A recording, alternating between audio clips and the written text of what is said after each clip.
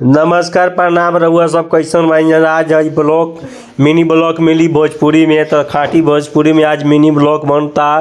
तो रउआ सब हमारा अगर चैनल पे नया बानी तो हमारे चैनल के सब्सक्राइब कर ली ताकि कोनो हम वीडियो बनाई तो सबसे पहले रउआ लगे जा सके। तो देखिए हम आ गए बानी भगत सिंह चौक के पास। तो हम कुछ मार्केट से सामान लेते हुए आई देखी आगे लौकता रउआ मस्जिद जौन भगत सिंह चौक के पे बहुत बड़का मस्जिद बा। तो देखी यहाँ से हम टहलते आगे बढ़ता नहीं तो बाजार में अभी भीड़ नहीं है काहे से अतिक्रमण होता।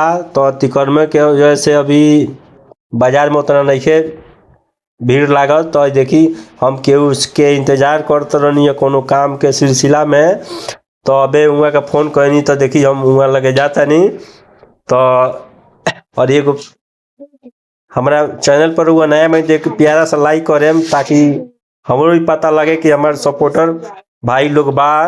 तो देखी फाइनली हमार जगरा का इंतजार करते हैं देखी मिल गई नहीं। तो हमने के बातचीत होता और उनको के कहता नहीं कि मने कोनो कामे से।